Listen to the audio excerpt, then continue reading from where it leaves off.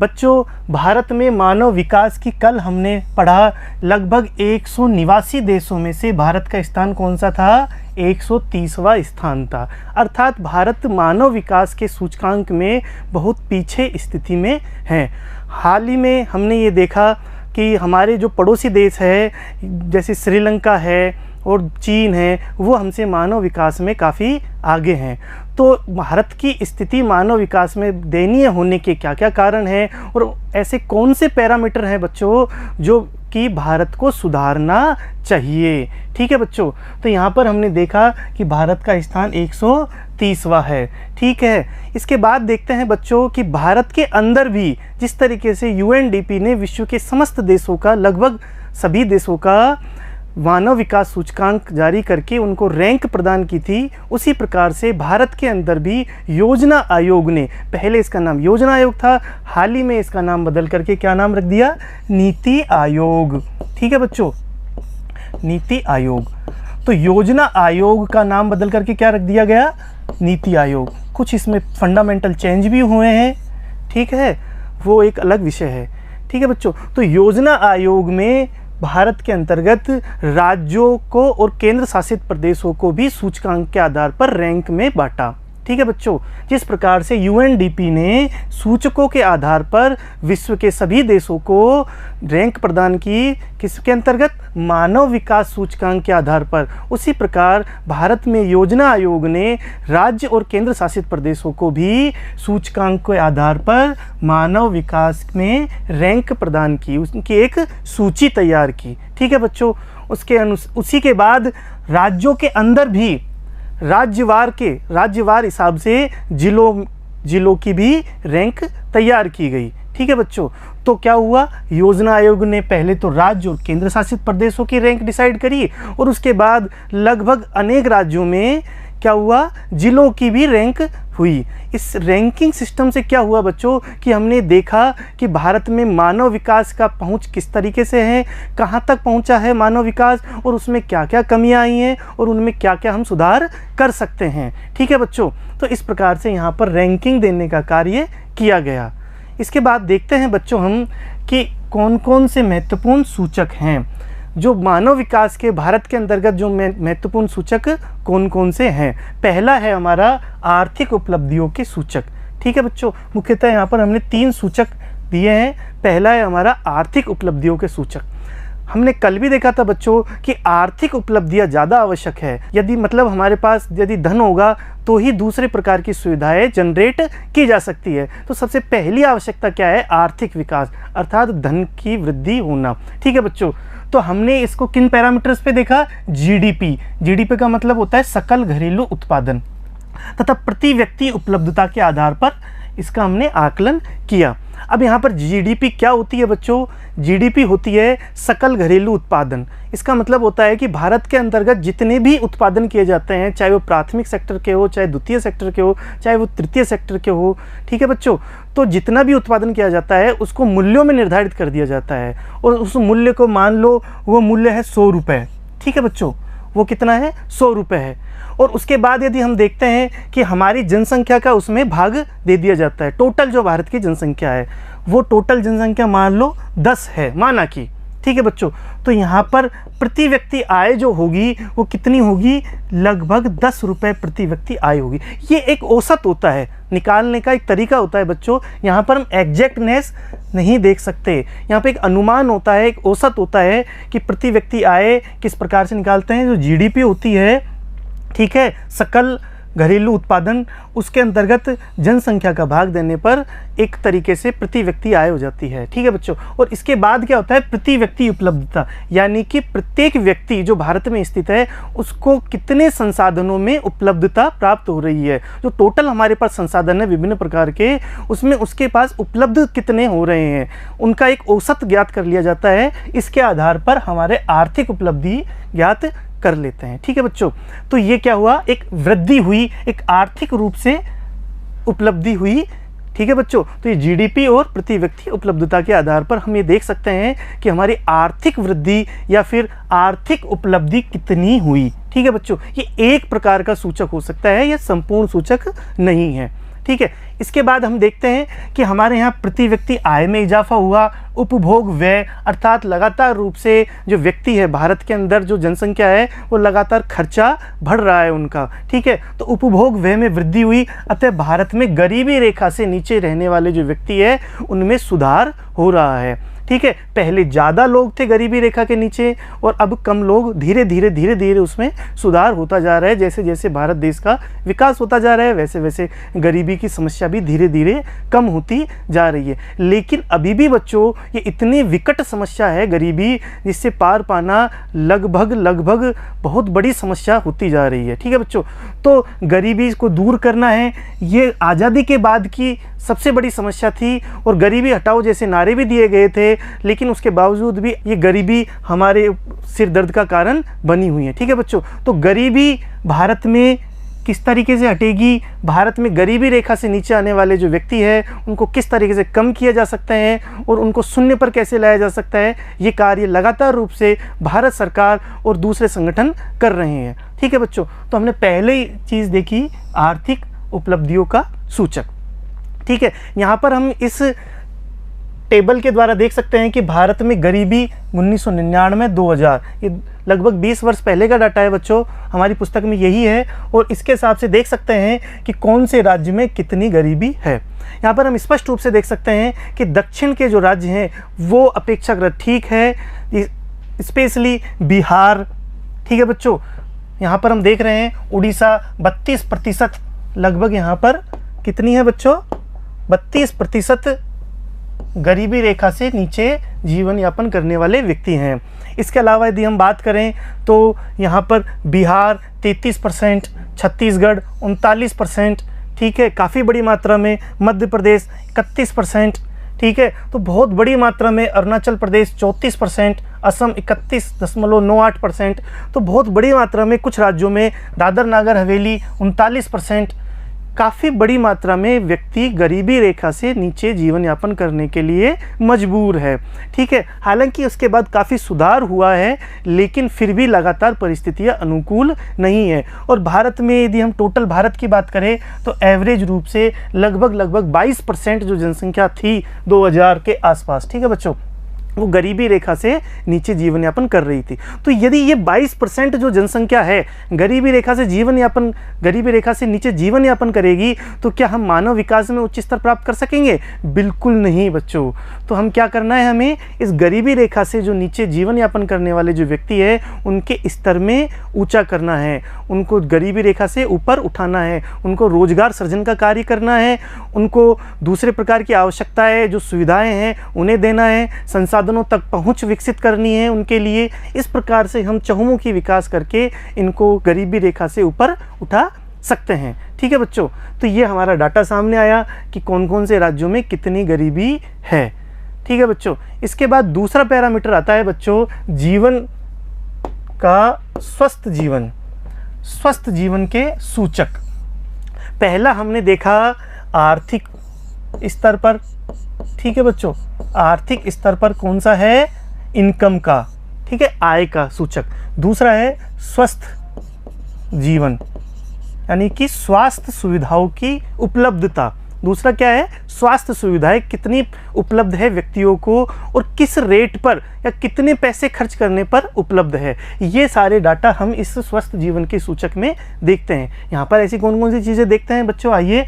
शिशु मृत्यु दर, मातृ मृत्यु दर अर्थात बचपन में जो बच्चों की जन्म लेने के पश्चात जो मृत्यु हो जाती है वो कितनी है, महिलाएं जो माताएं बनती हैं उनमें कितनी मृत्यु दर है, प्रसव पूर्व और प्रसव पश्चात स्वास्थ्य की सुविधाएं कितनी हैं, वृद्धजनों के लिए स्वास्थ्य सुविधाएं कितनी हैं, औसत आयु कितनी है व्यक्तियों की भारत के अंतर्गत, और पर्याप्त पोषण है या नहीं है, ठीक है। तो इन पैरामीटरों के आधार पर स्वस्थ जीवन के सूचक मापे जाते हैं, ठीक है बच्चों। तो यहाँ पर कुछ डाटा मैं बता रहा हूँ। हालांकि देखो भारत ने 1951 से, यहाँ पर मैंने एक टेबल बनाई है, इस टेबल में देखना है कि 1951 से 2015 तक इन सालों में भारत ने काफ़ी कुछ प्रोग्रेस की है, लेकिन फिर भी हमें और इस दिशा में प्रयास करने की आवश्यकता है बच्चों। अब इसमें देखते हैं मृत्यु दर, जहां 1951 में 25.1 थी, वहीं हमने 2015 में इसे 6.5 पर ला दिया है, ठीक है बच्चों। शिशु मृत्यु दर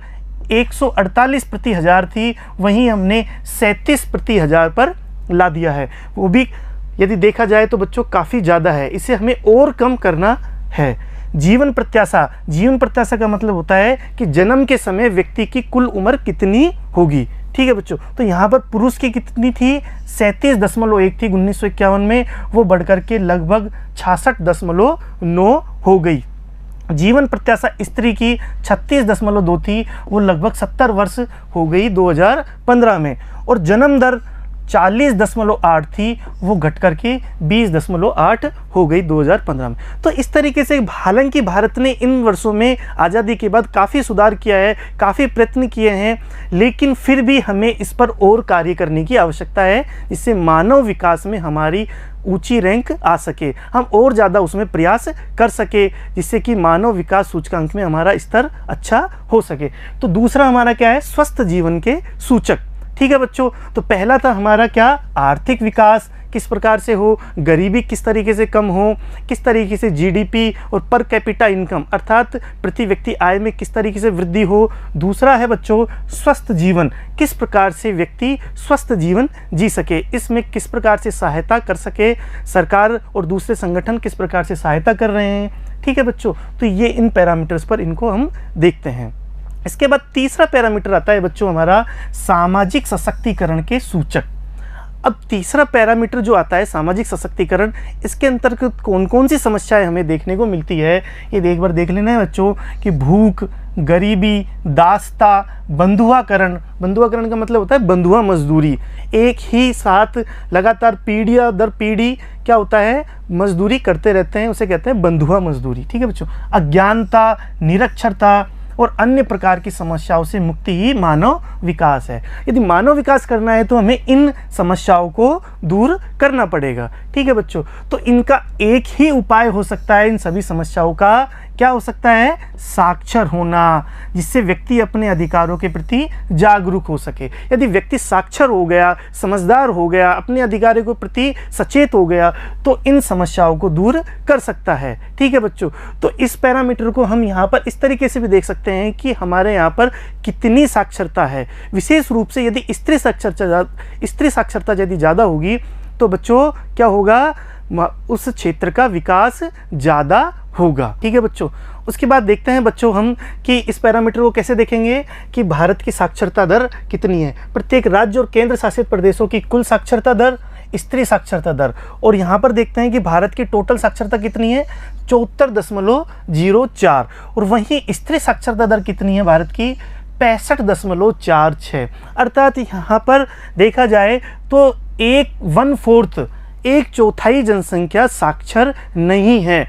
हालांकि साक्षरता के मायने अलग अलग देशों में अलग अलग होते हैं, और भारत में साक्षरता के मायने केवल यह है कि 7 वर्ष बच्चों, 7 वर्ष या उससे अधिक के व्यक्ति जो अपनी भाषा कोई सी भी हो सकती है, जो भी वो समझ सके, उस भाषा में लिख सके, पढ़ सके, समझ सके और दूसरों को समझा सके, तो वो साक्षर कहलाता है। ठीक है बच्चों, तो यहाँ पर हम देखते हैं कि 1/4 से ज़्यादा जनसंख्या तो साक्षर ही नहीं है, और उसमें से भी देखा जाए तो स्त्री साक्षरता की स्थिति और भी ज़्यादा दयनीय है, और विभिन्न राज्यों में इसकी स्थिति अलग अलग प्रकार से है। ठीक है बच्चों, तो यहाँ पर हम देखते हैं कि अलग अलग रूप से देखो, यहाँ पर विशेष रूप से देखना है राजस्थान। यदि हम हमारे राज्य राजस्थान की बात करें तो 52.66% ही स्त्री साक्षरता है, अर्थात आधी जनसंख्या स्त्री साक्षरता में आधी स्त्रियां पढ़ी हुई नहीं है, साक्षर नहीं है लगभग। और टोटल साक्षरता भी यदि मैं देखूं तो 67.06, यानी कि बहुत ही कम मात्रा में साक्षर जनसंख्या राजस्थान में है। दूसरी तरफ देखें बिहार। ठीक है बच्चों, यहाँ पर हम बात करें बिहार की तो 53.33% ही स्त्री साक्षर है, और यहाँ पर टोटल साक्षरता देखूँ तो 63.8, तो यानी कि कुछ राज्यों की साक्षरता बहुत ही कम है। हालांकि कुछ राज्य जैसे कि केरल है और लक्षद्वीप है, जैसे कि हमने यहाँ पर देखा लक्षद्वीप में 92.28% है। कुछ दूसरे राज्य जैसे पुडुचेरी में 86, ठीक है, त्रिपुरा में 87, नागालैंड में 80, मिजोरम में 91, ठीक है बच्चों, और केरल में 93.91%। काफ़ी बड़ी मात्रा में साक्षर है। यही कारण है, ये आगे की स्लाइड में हम देखेंगे कि केरल की साक्षरता दर ऊंची होने के कारण केरल क्या है, मानव विकास सूचकांक में प्रथम स्थान पर है। ठीक है बच्चों, तो साक्षरता दर का मायने बहुत ज़्यादा होता है, क्योंकि यदि व्यक्ति साक्षर होगा, व्यक्ति अपने अधिकारों के प्रति जागरूक होगा, तो क्या होगा, मानव विकास में भी उसका स्तर कैसा होगा, ऊंचा होगा। दूसरी प्रकार की समस्याएं उसके सामने कम आएगी। तो साक्षरता यहाँ पर बहुत इंपॉर्टेंट रोल प्ले करता है। तो अलग अलग राज्यों में हम देख सकते हैं बच्चों कि किस प्रकार की साक्षरता दर है। तो जो राज्य साक्षरता में कम है, अमूमन तौर पर देखा जाता है कि मानव विकास सूचकांक वहाँ पर कम पाया जाता है, और जो राज्य साक्षरता में उच्च है वहाँ पर मानव विकास सूचकांक उच्च पाया जाता है। ठीक है बच्चों, यहाँ पर हम देख सकते हैं कि उत्तर भारत के जो राज्य हैं वो उनमें साक्षरता कम है। यही वजह है कि वहाँ मानव विकास सूचकांक कम है। और दक्षिण भारत के राज्य विशेष रूप से केरल, तमिलनाडु, लक्षद्वीप, ठीक है बच्चों, ये केंद्र शासित प्रदेश है, इन राज्यों में, और नॉर्थ ईस्ट के राज्य जहाँ पर पहाड़ी क्षेत्र है वहाँ भी हमने देखा, जैसे मिजोरम है, नागालैंड है, वहाँ पर भी हमने देखा कि साक्षरता दर कैसी है, उच्च है, और महिलाओं की साक्षरता दर भी काफ़ी अच्छी है। तो यहाँ पर हमें देखना है कि साक्षरता को बढ़ाना है जिससे अवेयरनेस ज़्यादा आए। ठीक है बच्चों, इसके बाद हम देखते हैं कि भारत में मानव विकास सूचकांक किस प्रकार से है राज्यों के अनुसार। ठीक है, ये पर एक टेबल है, इसको अच्छे से देख लेना है बच्चों। 2007-8 के ये टेबल है। ठीक है, हालांकि 2011 में ये योजना आयोग ने यह टेबल जारी करी थी। यहाँ पर इसको देख लेना है कि केरल का स्थान यहाँ पर कैसा है, प्रथम स्थान है। कारण हमने देखा ही था बच्चों कि केरल का प्रथम स्थान है, दिल्ली का दूसरा स्थान है, इसके पश्चात हिमाचल प्रदेश तीसरा, गोवा का चौथा स्थान, पंजाब का पांचवा स्थान, उत्तर पूर्व असम को छोड़ करके छठा स्थान। इस प्रकार से विभिन्न राज्यों का अलग अलग प्रकार से स्थान बनाया हुआ है। हमारा राज्य राजस्थान की बात करूँ तो यह है 17वें स्थान पर था 2011 की जो योजना आयोग ने सूचकांक बनाया था 2007-8 का। ठीक है, 2011 में तो इसको जारी किया था, 2007-8 का ये सूचकांक था। उस समय राजस्थान का स्थान कैसा था, 17वां स्थान था। तो यहाँ पर कुछ राज्यों में कार्य करने की ज़्यादा संभावना है और इनको भी जो ऊपर है उनको भी कार्य करना है। ठीक है बच्चों, तो भारत में लगातार रूप से मानव विकास का कार्य है वो लगातार चल रहा है और आगे भविष्य में भी इस पर ज़्यादा कार्य करने की आवश्यकता है। तो ये एक सूची है जो अलग अलग राज्यों की और केंद्र शासित प्रदेशों की मानव विकास सूचकांक बताता है। ठीक है बच्चों, उसके बाद अगला हमारा जो टॉपिक है वो किस प्रकार से है, जनसंख्या, पर्यावरण और विकास। इनमें किस प्रकार से संबंध होते हैं और आखिर में इनका क्या महत्व होता है। बच्चों, जनसंख्या और पर्यावरण विकास यह एक तरीके से देखा जाए बच्चों लगातार चलने वाली प्रक्रिया है। क्या, विकास एक सतत प्रक्रिया है और समय समय पर इसमें कौन कौन सी समस्याएं आती है, प्रादेशिक विषमताएं, सामाजिक असमानताएं, भेदभाव, वंचना का मतलब कमी, लोगों का विस्थापन होना, अनेक कारणों से लोगों का विस्थापन होता है। ठीक है बच्चों, मानवाधिकार उल्लंघन, मानवीय मूल्यों का नाश, पर्यावरणीय निम्नीकरण आदि कारक मानव विकास को रोकने का कार्य करता है। और हमें क्या करना है, इन कारणों को या ये जो समस्याएं हैं इनको कम करना है। विभिन्न प्रकार की पर्यावरणीय समस्याएं, सामाजिक समस्याएं, आर्थिक समस्याएं हमारे सामने देखने को मिलती है बच्चों और इन्हें हमें दूर करना है। अब हमें देखना है कि प्रादेशिक विषमताएं, हम देख सकते हैं कि भारत में अलग अलग क्षेत्रों में अलग अलग प्रकार की विषमताएं। हाल ही में हमने देखा कि केरल राज्य जहां प्रथम स्थान पर है वहीं दूसरे जो राज्य हैं वो निम्न स्थान पर है। बिहार और राजस्थान की स्थिति साक्षरता में बहुत निम्न है और वहीं केरल, मिजोरम, लक्षद्वीप इन राज्यों की साक्षरता में स्थिति बहुत अच्छी है। आर्थिक विकास के स्तर पर भी देखें तो महाराष्ट्र, गुजरात ऐसे राज्य हैं, पंजाब, हरियाणा ये ऐसे राज्य हैं जहाँ आर्थिक विकास काफ़ी आगे हो चुका है। वहीं पिछड़े राज्यों की बात करूँ, उड़ीसा, बिहार, झारखंड, नॉर्थ ईस्ट के कुछ राज्य उनमें आर्थिक विकास कम हुआ है। ठीक है, तो प्रादेशिक विषमताएं भी यहाँ पर काफ़ी ज़्यादा मात्रा में है। यदि मैं बात करूँ सामाजिक असमानताओं की, तो सामाजिक रूप से बहुत ज़्यादा असमानताएं हैं। लिंग के आधार पर असमानताएं, जाति के आधार पर, क्षेत्र के आधार पर। ठीक है बच्चों, तो यहाँ पर असमानताओं का जो दौर है वो बहुत समय से चला आ रहा है और हमें इन्हें दूर करना है। भेदभाव किया जाता है व्यक्तियों के आधार पर, ठीक है, लिंग के आधार पर, जाति के आधार पर, इस प्रकार के भेदभाव, वंचना, गरीबी, ठीक है बच्चों, संसाधनों की पहुंच नहीं होना, संसाधनों का एक वर्ग के द्वारा ही इकट्ठा कर लेना, बाकी के लोगों को उन तक पहुंच नहीं होना, तो इस प्रकार की समस्या भी ये वंचना के अंतर्गत। लोगों का विस्थापन, अनेक कारणों से लोगों का विस्थापन होता है, युद्ध जैसी चीज़ें हैं, प्राकृतिक रूप से कोई समस्या आ रही है, जैसे कि कोई तूफान आ रहा है, कोई भूकंप आ रहा है, या फिर कोई दूसरी प्रकार की सुनामी आ रही है, युद्ध जैसी स्थितियां बन रही है, या फिर राजनीतिक रूप से अस्थिरता हो रही है, तो उस कारण से भी लोगों का विस्थापन होता है।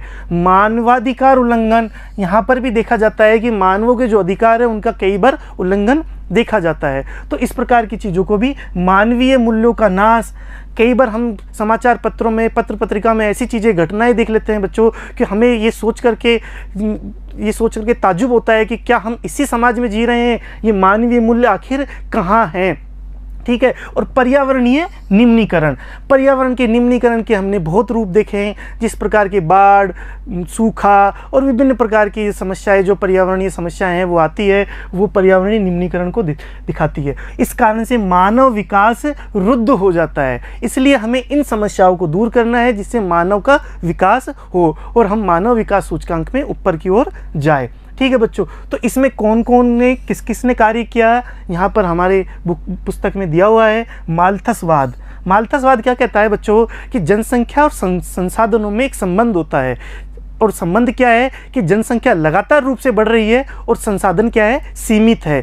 इस वजह से क्या होगा, एक विस्फोट होगा। विस्फोट का मतलब क्या होगा कि संसाधन तो सीमित है, संसाधन तो क्या है, सीमित है। जो संसाधन है, चाहे किसी भी प्रकार के संसाधन हो सकते हैं, वो तो क्या है, सीमित है। लेकिन जनसंख्या लगातार रूप से बढ़ रही है, पिछले कुछ सालों से लगातार रूप से जनसंख्या में इजाफा हो रहा है। तो बढ़ती हुई जनसंख्या को संसाधनों की आवश्यकता होती है, ठीक है बच्चों। तो संसाधनों की कमी होगी, संसाधनों की कमी होगी तो और भी ज़्यादा समस्याएं विकसित होगी। तो इसके बारे में माल्थस महोदय ने बताया था, ठीक है। तो इसे माल्थसवाद कहा गया। नव माल्थसवाद में क्या कहा गया कि हालांकि संसाधनों के स्वरूप में परिवर्तन हो सकता है, ठीक है बच्चों। जैसे कि माना कि हमने कृषि क्षेत्र में हम दूसरे प्रकार के नई टेक्निक यूज कर सकते हैं, या दूसरे विभिन्न प्रकार के कृषि या समुद्र कृषि कर सकते हैं, लेकिन फिर भी एक जनसंख्या को रोक पाना नामुमकिन है और ये जनसंख्या भारी पड़ेगी संसाधनों पर। इसलिए संसाधनों का या तो ज़्यादा जनरेट हो, या जनसंख्या का जो विकास है या जनसंख्या, बढ़ती हुई जनसंख्या, इसको रोकना भी आवश्यक है। ये नवमाल्थसवाद कहते हैं।